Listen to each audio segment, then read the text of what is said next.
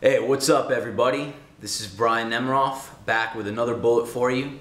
And today we are going to talk about the 137th running of the Kentucky Derby. And of all years, this one seems to be as wide open as anything that I can ever remember.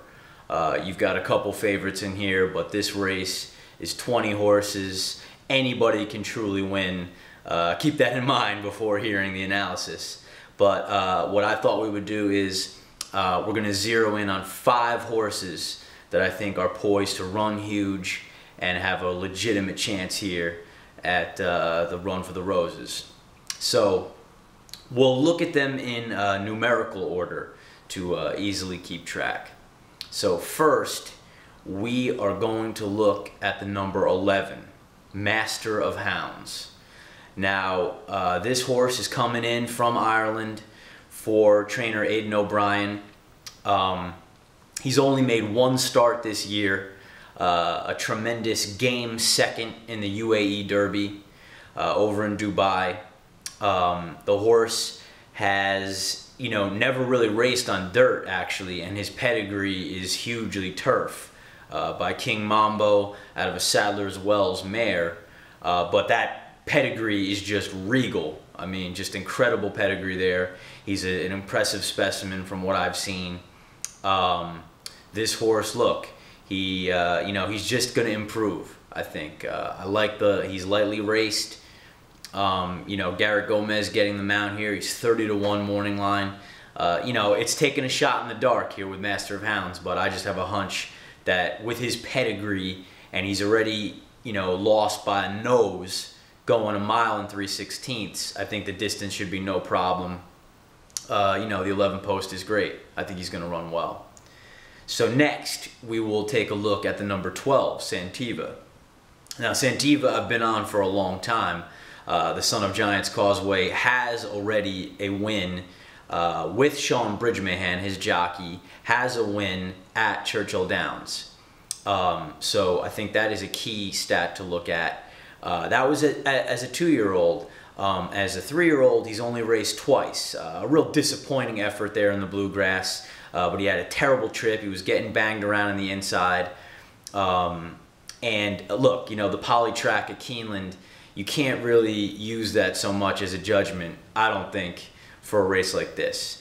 I think Santiva couldn't be coming into the race better, actually, especially for the odds that he's going to go off at. His buyers are absolutely better than they were as a 2-year-old, as 3, and he's only made 2 starts. So the 3rd start off the cycle, 3rd start off the layoff, I think the horse is always ready to bring a max effort. And you already know he likes Churchill Downs.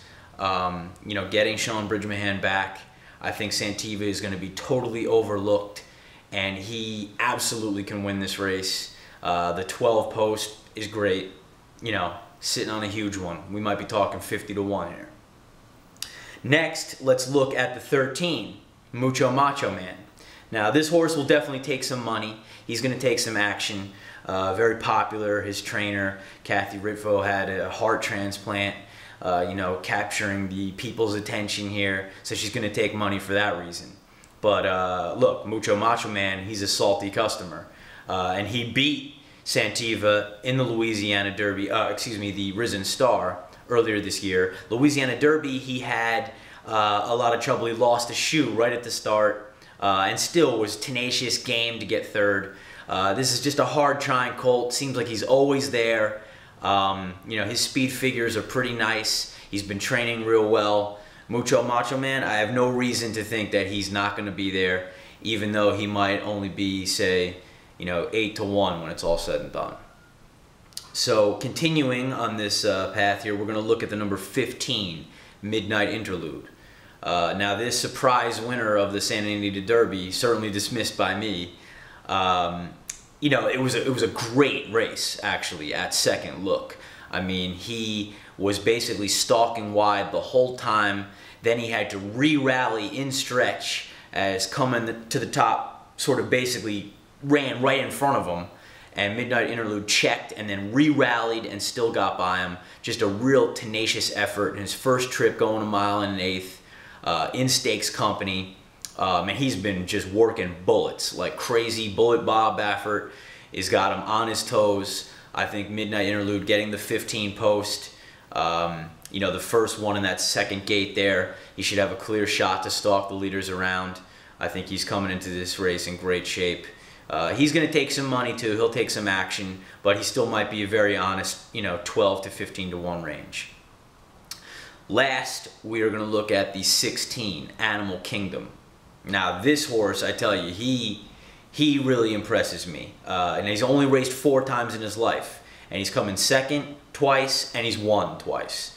Now, he's never raced on dirt, but his doing 6 furlongs in 1:13 is an excellent workout. He seems to, you know, be responding to the dirt.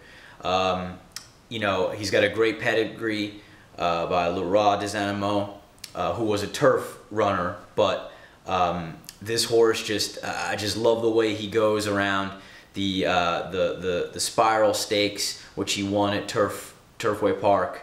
Was incredibly impressive. One of the most impressive performances by a 3-year-old this year of being that mid-pack stalker.